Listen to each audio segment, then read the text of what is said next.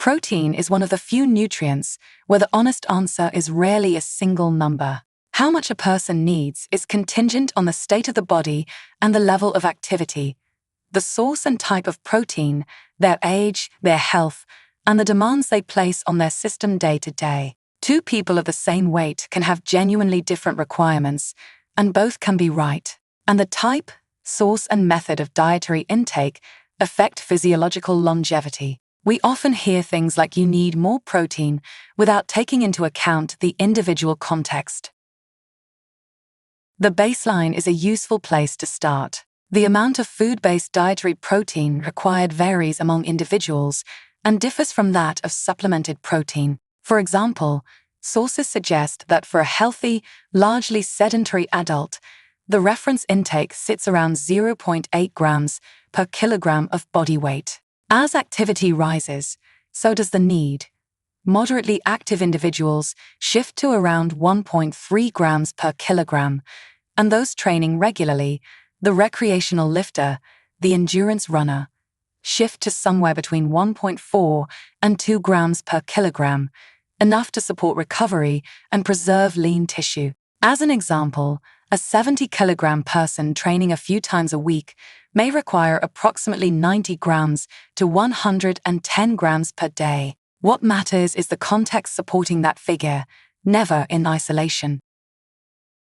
This is where baseline and actual demand differ. A person's resting requirement is one thing. Adding a training routine on top is another layer, tied to energy expenditure.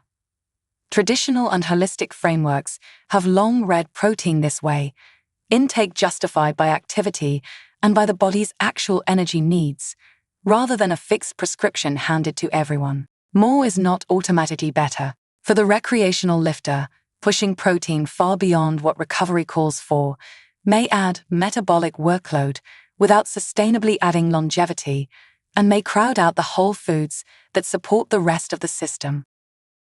Because more precision lies in quality than in quantity. A protein's value rests on its completeness, whether it supplies all 9 essential amino acids in usable proportion, and on how it's distributed across real meals through the day rather than concentrated in one. How it's digested and the person's digestive capacity. What about the excess that the body has to deal with over a period of time, such as dietary acid load and metabolic waste? What types of protein ease the load when varied? The idea that whole food, plant-based eating cannot support muscle gains is now understood differently.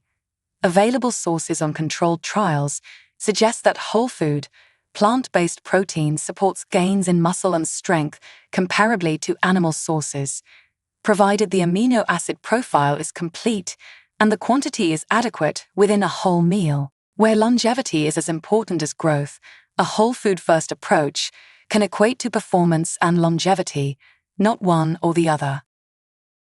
Context also decides how much is too much. According to Coe and others 2020, chronically high protein, above 2 grams per kilogram per day, may raise the kidney's workload through glomerular hyperfiltration, and while healthy kidneys manage it, those with reduced reserve or high, unregulated animal protein intake face real renal risk, with some reviews also noting vascular strain. Protein quality governs its value as much as quantity. Certain animal proteins also tend to carry a higher acid load, measured as potential renal acid load, which the body buffers over time, yet many whole plant foods sit neutral or alkaline, and as covered previously, keeping the growth signal, IGF-1, switched on constantly through perpetual excess may not be favorable for long-term health. Knowing when to regulate is part of the skill of consuming adequate protein for individual goals, beyond baseline needs. So the fuller picture is more about fit, enough complete protein to meet the day's demands, drawn first from whole foods, spread across real meals, and matched to the body's actual physiological needs. Lastly, periodic downtime from protein may be essential for longevity because permanently high IGF-1 may keep cells in a constant state of growth, which sources suggest may block cellular cleanup and repair. Based on individual suitability and health status, subscribe Go deeper with holistic high-performance health.